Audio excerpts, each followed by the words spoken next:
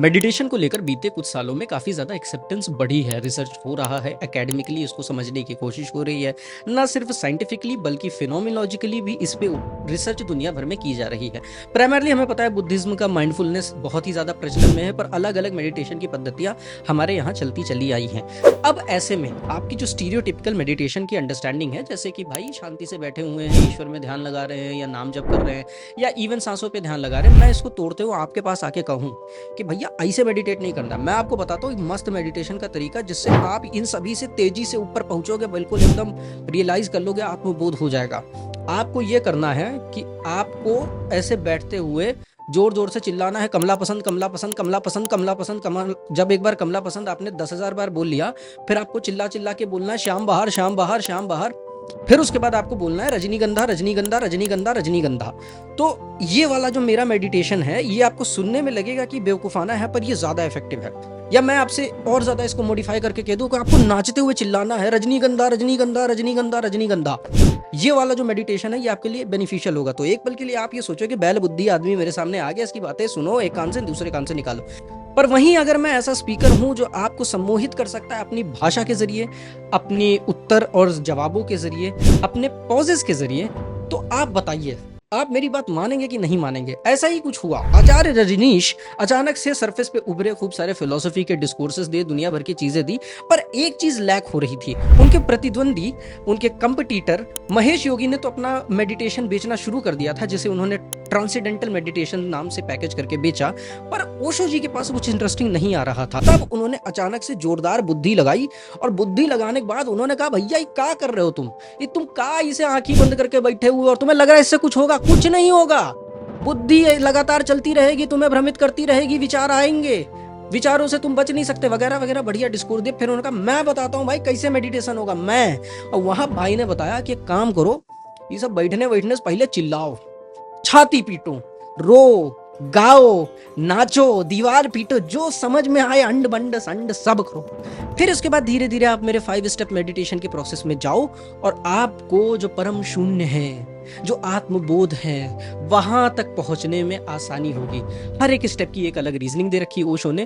पर मजेदार बात यह है, जहां से इनका ये पूरा का पूरा सिस्टम उठाया गया, जिस फिलॉसफी में या जिस साइकोलॉजी में ये पूरा का पूरा सिस्टम ग्राउंडेड है, एक पूर्व एकेडमिशियन होने के बाद भी ओशो चच्चा ने उनको क्रेडिट नहीं दिया। आप ओशो के डिस्कोर्सेस अगर देखने जाएंगे तो फ्रॉइड का जिक्र बार बार आता है। मैं बताता चलूं कि पिछली सेंचुरी में जिन लोगों का सबसे ज्यादा इन्फ्लुएंस था इंटेलेक्चुअली, वो थे फ्रॉइड, मार्क्स, आइंस्टाइन, एडलर। ये वो इंटेलेक्चुअल्स थे जिनकी बातें सुनने के लिए लोग रेडी थे, इनकी बातों को अप्लाई करने के लिए लोग रेडी थे। तो एक एकेडमिशियन होने के बावजूद ओशो भाई साहब ने ये नहीं सोचा कि कम से कम एक बार ये क्रेडिट ही दे देते हैं फ्रॉइड को कि हमने इतनी इतनी चीजें वहां से उठाई, वहां की साइकोलॉजी से उठाई। अब अगर वो दे देते तो भाई रंगीन बिल्लियां कैसे बेच पाते? और ऑथेंटिसिटी का जो चोगा वो पहन के चल रहे हैं, जो अपने लौंडों को और चेले चपाटियों को बेच रहे हैं, वो कैसे बेच पाते? आज हम बात करेंगे कैसे फ्रॉइड की साइकोलॉजी ने ओशो के डायनेमिक मेडिटेशन को शेप किया। उसका बहुत बड़ा इन्फ्लुएंस है, पर ओशो कहीं भी उसको एक्सप्लिसिटली एक्नॉलेज करते हुए नहीं दिखते हैं।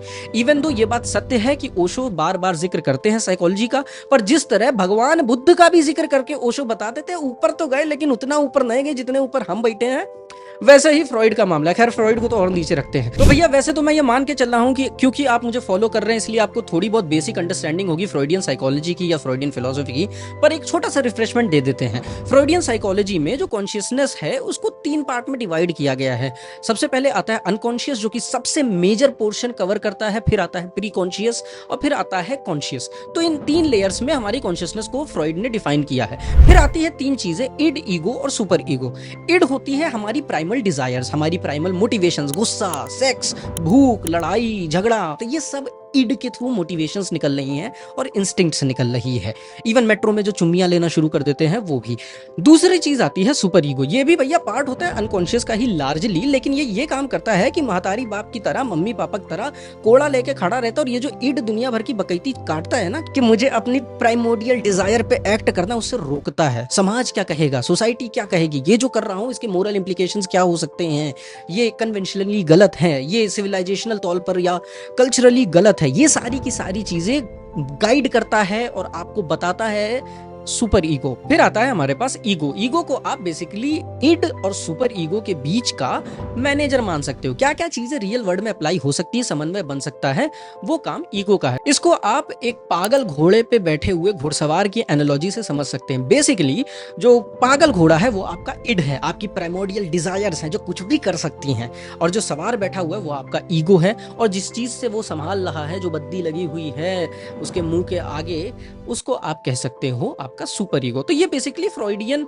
साइकोलॉजी है, बहुत ही डम्ब डाउन तरीके से, आसान तरीके से। फ्रॉइडियन साइकोलॉजी में एक और चीज होती है रिप्रेशन, जो कि बहुत ही की है क्लिनिकल फ्रॉइडियन साइकोलॉजी के लिए। तो बेसिकली जो आपकी प्राइमोडियल डिजायर्स हैं, जो आपकी प्राइमोडियल इंस्टिंक्ट्स हैं, जब उनको आप लगातार लगातार लगातार लगातार दबाते चले जाओगे तो उसका असर ये होगा कि आपकी जो डेली लाइफ फंक्शनिंग है वो इफेक्ट होगी उससे। इमोशनल फंक्शनिंग, आपकी जो रैशनल फंक्शनिंग है, थिंकिंग, सारी चीजें इफेक्ट होने लगेगी और मल्टीपल लेवल पे आपको इसका मैनिफेस्टेशन दिखेगा। तो जो साइको एनालिस्ट होगा अकॉर्डिंग टू फ्रॉइड, उसका काम ये है कि ये जो आपका रिप्रेस्ड है इसको बाहर निकाला जाए। जब ये बाहर निकल जाएगा, जो अलग अलग तरीके की मेंटल डिसऑर्डर्स और जो जो परेशानियां आपकी चल रही हैं, फिर चाहे वो सेक्सुअल रिप्रेशन हो, चाहे वो इंस्टिंक्टिव रिप्रेशन हो, हिंसा वाला रिप्रेशन हो, वो सारे के सारे जब निकल जाएंगे रिप्रेशन, तो उसके बाद आप बेहतर महसूस करोगे, फ्रीयर महसूस करोगे और काम महसूस करोगे। ये काम बेसिकली मोटा मोटी साइको एनालिस्ट का है। अब इसके बाद हम बात करते हैं ओशो रजनीश की और किस तरह से यहां से उन्होंने चीजें उठाई। ये बात ओशो भी बार बार कहते हैं कि भैया जो मॉडर्न ह्यूमन है वो मॉडर्न सिविलाइजेशनल स्टेट के चक्कर में अच्छे खासे रिप्रेशन के चंगुल में आ चुका है। बहुत सारा रिप्रेशन लगातार बढ़ता चला जा रहा है, जिसकी वजह से जो व्यक्ति है इस वक्त का वो परेशान है, उसका प्रेशर रिलीज नहीं हो रहा है। समझो प्रेशर कुकर जैसी सिचुएशन है जहां पे लगातार दबाव बढ़ता जा रहा है अंदर से, पर सीटी नहीं है, इसलिए प्रेशर कुकर अल्टीमेटली फट जाएगा। इसको निकालने के लिए ओशो सजेस्ट करते हैं डायनेमिक मेडिटेशन। डायनेमिक मेडिटेशन में 5 स्टेप है, जिसका दूसरा स्टेप है कैथारसिस का। अब कैथारसिस में बेसिकली करना ये होता है कि आपको रोना है, गाना है, चिल्लाना है, चीखना है, अपने रॉ इमोशंस को बाहर निकालना है। नोटिस करिए फ्रॉइड भी कैथारसिस के ऊपर फोकस करते हैं, पर जहां फ्रॉइडियन कैथारसिस एक साइको एनालिस्ट के इन्वॉल्वमेंट के साथ हो रहा है, वहीं ओशो का जो कैथारसिस है वो इन्वॉल्व कर रहा है एक ग्रुप एक्टिविटी को, जहां पे काफी सारे लोग रो रहे हैं, गा रहे हैं, चिल्ला रहे हैं, बेसिकली अपने रॉ इमोशंस को बाहर निकालना है। तो इससे ये तो समझ में आता है कि फ्रॉइडियन साइकोलॉजी से, जो कि ओशो से 100 साल पहले आई है, अच्छा खासा इंस्पिरेशन लेके ओशो ने सिस्टमेटिकली अपने मेडिटेटिव सिस्टम को डिजाइन किया। अब लेकिन जैसा कि पहले भी कहा, जो फ्रॉइड की अंडरस्टैंडिंग है कैथारसिस की, रिप्रेशन को बाहर निकालने की, वो ओशो की अंडरस्टैंडिंग से कंप्लीटली डिफरेंट है। भले ही ओशो ने दुनिया भर की किताबें पढ़ रखी हो, कि क्लेम कर रखा हो कि मैंने 10 लाख किताबें पढ़ रखी हैं, 5 लाख पढ़ रखी हैं, पर क्लियरली इनफ उन्होंने फ्रॉइड को इन डेप्थ नहीं पढ़ा था। फ्रॉइड अपने पूरे के पूरे प्रोसेस से डिसोसिएट नहीं करना चाहते कहीं से भी साइको एनालिस्ट को। साइको एनालिस्ट का रोल प्राइमरी है, क्योंकि रिप्रेशन को प्रोसेस करना 2 वे प्रोसेस है, ना कि 1। ओशो उसे ब्रूट फोर्स से निकालने की कोशिश कर रहे हैं, और उसके बाद वो मेडिटेशन जो ट्रेडिशनल तरीके हैं उनमें भी बैठा रहे हैं। तो ओशो का लॉजिक बहुत ही सिंपल है। जब आप मेडिटेशन रेगुलरली करना शुरू करते हैं तो आपकी जो प्राइमोडियल इंस्टेंसेस हैं, जो आपका जो रिप्रेशन है वो बाहर आता है। आप कुछ लोग होते हैं जो और ज्यादा गुस्सा महसूस करते हैं, कुछ लोग होते हैं जिनके अंदर काम भावना और ज्यादा बढ़ जाती है आफ्टर मेडिटेशन। पर जब आप इस फेज से बाहर निकल जाते हो तब आप उसको सही में एंजॉय करते हो। मे बी ओशो का लॉजिक जो था वो पूरा का पूरा ब्रूट फोर्स से था, कि आप अपने अंदर की जो भी दबी हुई इच्छाएं हैं, जो भी वासनाएं हैं, जो भी साइकी है, उसको ब्रूट फोर्स से लगातार रोज बाहर निकालते रहो, निकालते रहो, निकालते रहो। उसके बाद ध्यान में बैठो। ध्यान के वक्त फिर ये होगा कि पहला तो आपकी बॉडी इस तरह के इमोशंस निकालने के बाद थक जाएगी। दूसरा, जब आप इमोशनली इतना कुछ निकाल चुके होगे, तो जब आप शांति में बैठोगे तो आप एक इक्विलिब्रियम पे आसानी से पहुंच पाओगे, जल्दी पहुंच पाओगे। तो ओशो ने बेसिकली, कुछ लोग ये कह सकते हैं कि ईस्टर्न ट्रेडिशन को वेस्टर्न ट्रेडिशन के साथ काइंड ऑफ एमलगेमेट कर दिया, नॉट स्पेसिफिकली वेस्टर्न पर फ्रॉइडियन ट्रेडिशन के साथ। कुछ लोग ये भी कह सकते हैं मेरी तरह कि नहीं, अच्छा खासा उठाया, रिपैकेज किया और अपनी अंडरस्टैंडिंग के हिसाब से प्रोजेक्ट किया, without giving due credit to Freud. Osho की एक बहुत ही इंटरेस्टिंग चीज है कि ओशो हर व्यक्ति पे कमेंट्री करेंगे, फिर चाहे वो बुद्ध हो, चाहे वो महावीर जैन हो, चाहे वो आदि शंकराचार्य हो, पर किसी को भी पीक पे नहीं पहुंचाते, क्योंकि पीक पे एक ही व्यक्ति बैठा हुआ है, वो है ओशो रजनीश खुद। बुद्ध बहुत ही महान आदमी थे, लेकिन उनसे बस एक चूक रह गई, और वहां पे कौन बैठा है? ओशो रजनीश खुद।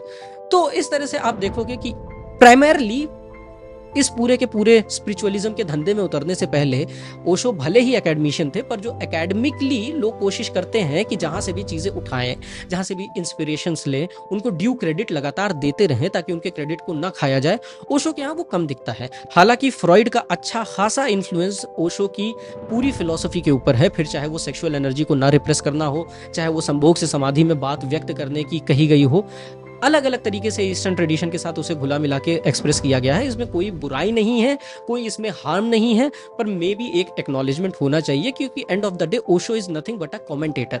तो जिस तरह से आप आदि शंकराचार्य के ग्रंथों पे कमेंट करने बैठ रहे हो, आप अलग अलग ग्रंथों पे कमेंट करने बैठ रहे हो, may be you could have said that मैं इस वक्त कमेंट्री कर रहा हूँ फ्रॉइड के ग्रंथों के ऊपर, और उसके बाद आप ये सारी की सारी चीजें इस तरह से पैकेज कर सकते थे। पर फ्रॉइड के ग्रंथ पे अगर आप ये कहोगे कि मैं कमेंट्री कर रहा हूँ, तो जाहिर सी बात है कोई सुनने तो आएगा नहीं। हालांकि मैं आपको बताता चलूं कि फ्रॉइड का अच्छा खासा इन्फ्लुएंस रहा है पिछले 200 सालों में, फिर चाहे वो डोमेन ह्यूमैनिटीज का हो, साइकोलॉजी का हो, सोशल साइंसेस का हो, डीकंस्ट्रक्शन हो, ह्यूमन साइकी को एनालाइज करना हो, फ्रॉइड बार बार आपको आते हुए दिखेंगे।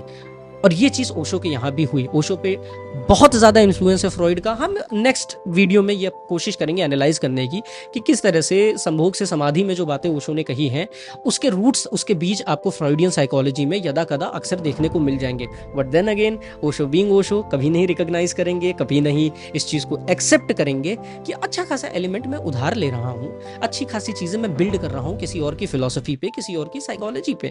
इसमें कोई बुराई नहीं है, पर देन अगेन वो जो पूरा का पूरा भगवान रजनीश का चार्म है वो फेड अवे होने लगता है।